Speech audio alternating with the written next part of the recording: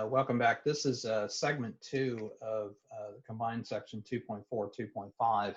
We're still in 2.4, and like I said, there isn't very much in 2.5 we want to cover.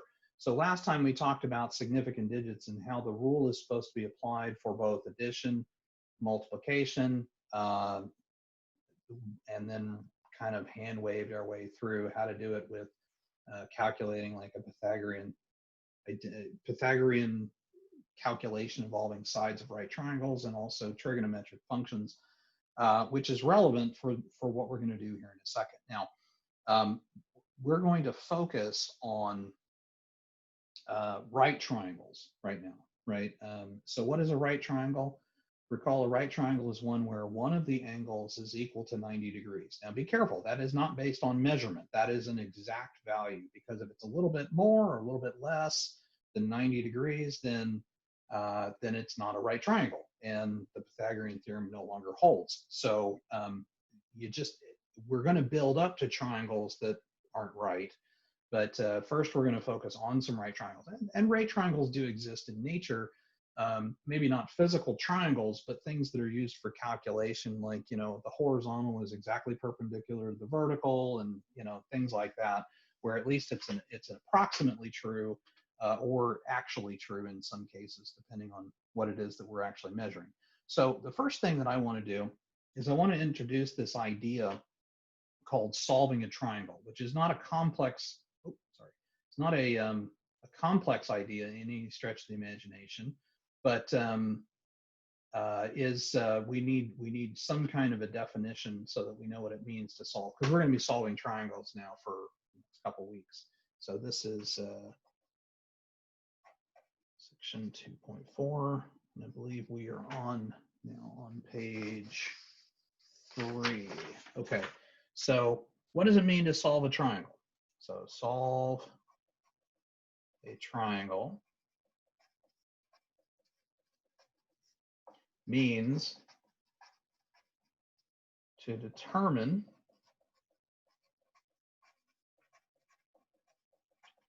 the measure of all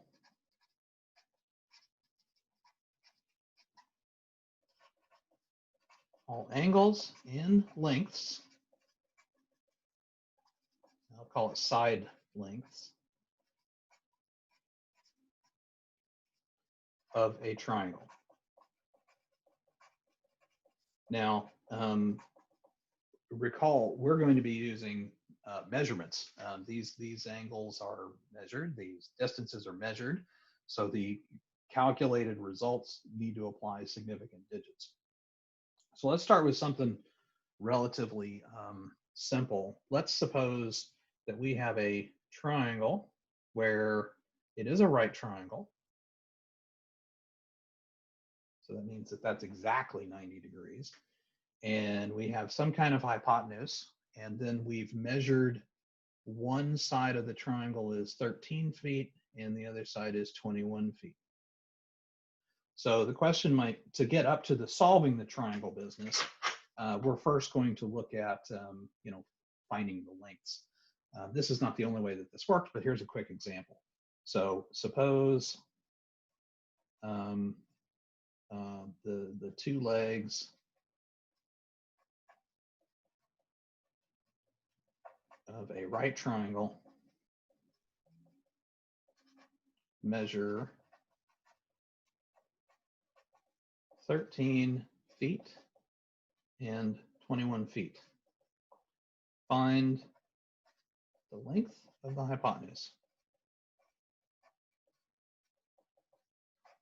Let me use a little bit of abbreviation. I'm sorry. Getting a little ahead of myself. Find the length of the hypotenuse. Okay, well, applying the Pythagorean theorem, and label D here, it should have the case that D is equal to the square root of 13 feet squared, right, one side, plus 21 feet squared, take the square root. So this is still just a mathematical function.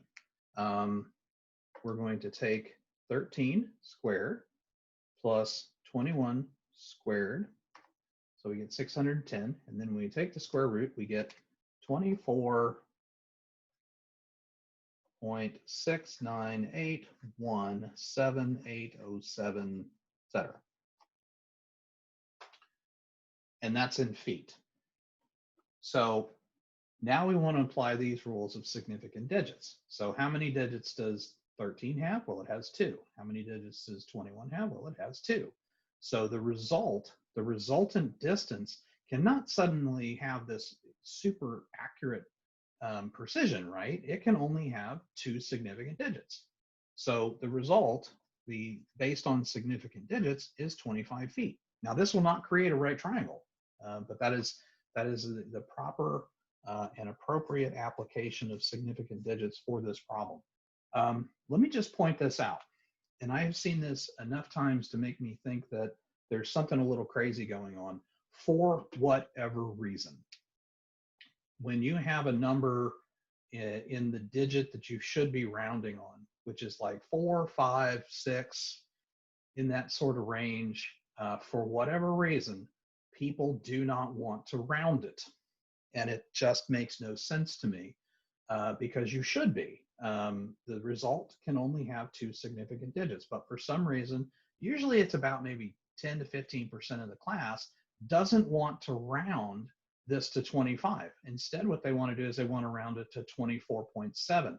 And I just don't understand why. It's like they're looking for something that's close and say, well, I can cut it off there. And it's like, that doesn't follow any rule. That's just you looking for a digit and saying, well, that looks like the right one.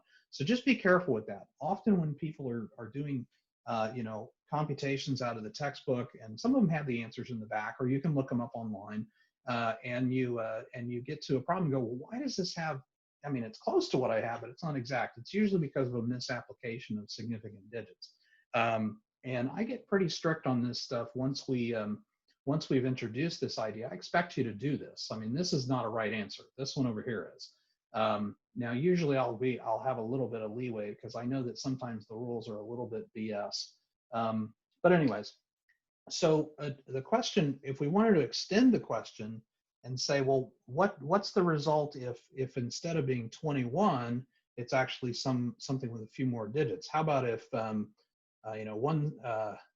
legs, let's see, measure, I'll just kind of starting with the same statement of the problem.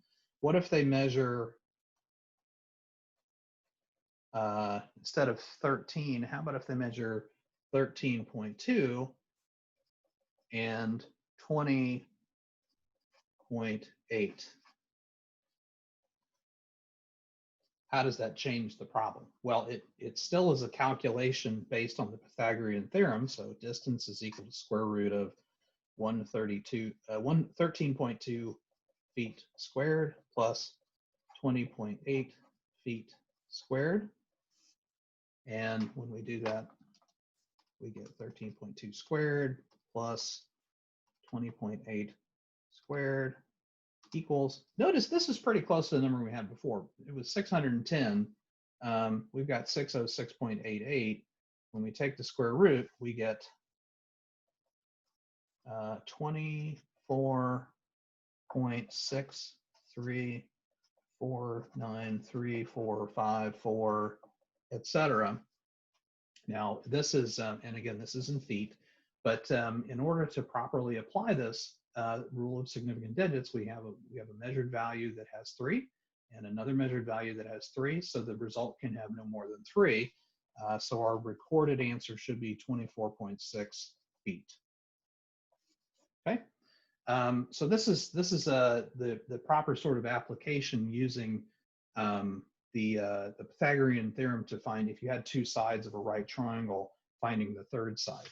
So what about, that gets us part of the, quote, solve a triangle business. What happens, how would we approach the same sort of problem if we're trying to find the angles? Well, remember, fortunately, right triangles have, what page we're on? Page 4, only have acute angles and one right angle, but the other 2 angles are acute. So we're going to use trigonometric functions and actually their inverses to try to find the associated angles. So let's do this. Let's draw a triangle. and we'll give it sort of customary labels. It is a right triangle. And we'll make this C equals 90. And I'll just say exact. That's basically a cue that it has infinite number of significant digits. It will not affect a significant digit calculation. So A and maybe B up here. So our corresponding sides, C, little b, little a. And let's suppose A equals 25.3 centimeters, and capital B is equal to 28 degrees, 40 minutes. All right, so this is a situation where we can find the angle just by an addition or subtraction, and then we can find the other sides by application, not of the Pythagorean theorem, but of the definition of some of these trig functions. So let's start with this. First off, you know that angle A and B have to add to 90 degrees, right? So if you were to subtract B from 90 degrees, you're going to get A. So A is equal to 90 degrees exact, which is actually 180 minus 90, the exact value, because it all has to add up to 180. So minus 28 degrees, 40 minutes. Now for whatever reason, students want to do, they want to convert that and then do, it's why? Why would you do that? The answer is 61 degrees, 20 minutes. And it has the right number of significant digits. This is a difference, and so the digit of significance is actually this 4, not the 0, right? But the 4 is the digit of significance, so the result should have its last digit of significance in the same position, and it is. So there's your angle A. We have B. C is already known. How do we find the sides? Well, note that we can use, since A is the side in question, how might we find C? Well, if B is, and it's kind of a question of, you know, which values do I use? And generally speaking, it may not matter with a right triangle, but when you're doing these successive computations, you want to always start with the stuff that is given, and avoid situations where you're using one that's been calculated after the fact. So if we just use angle B and side A, we should be able to find these other two sides. And here's how we're going to do it.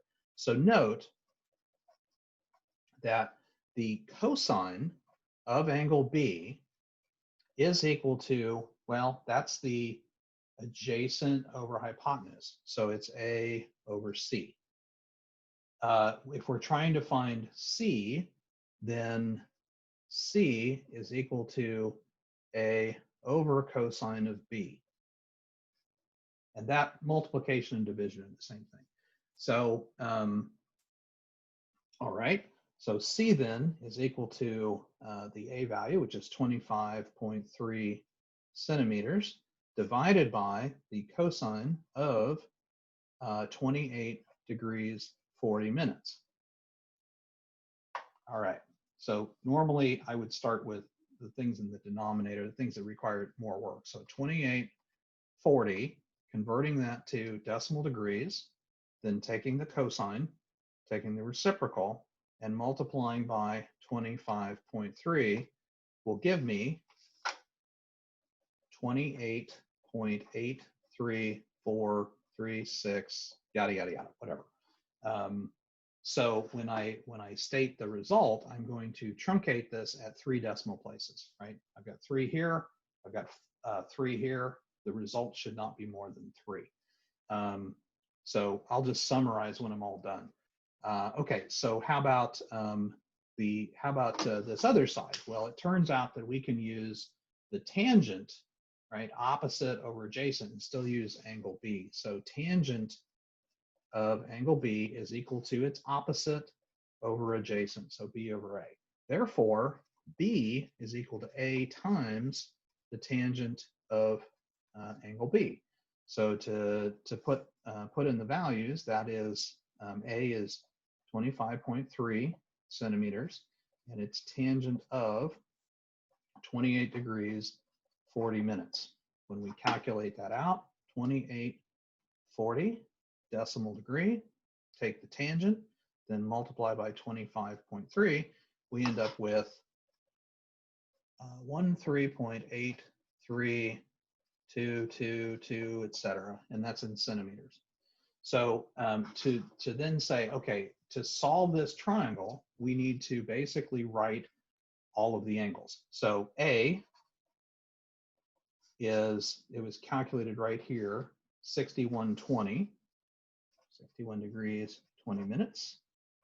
The angle B was given, 28 degrees, 40 minutes.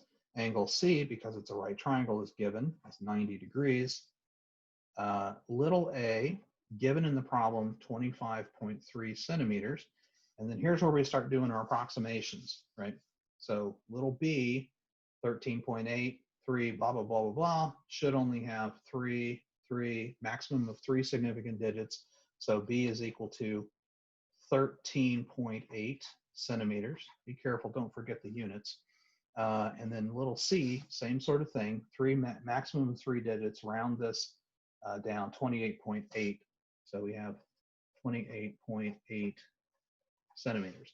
And there is our solution to the triangle. Okay, so this is going to end the second segment. I'm gonna come back with we're gonna take these sorts of results and make them more complicated as we go on. We'll probably end up with about 4 segments, would be my guess. These are already kind of getting a little long, but I think it is important to spend a lot of time on this, just so people have a clear idea what's going on. Okay, so I will see you in the next segment.